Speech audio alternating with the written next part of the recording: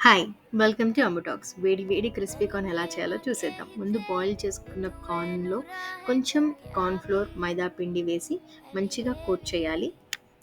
And దాంట్లో కొంచెం pepper, కొంచెం వాటర్ వేసుకొని మొత్తం ప్రాపర్‌గా కోట్ చేసుకున్న తర్వాత వేడి వేడి ఆయిల్‌లో ఈ కార్న్స్‌ని మొత్తం డీప్ ఫ్రై చేసుకోవాలి.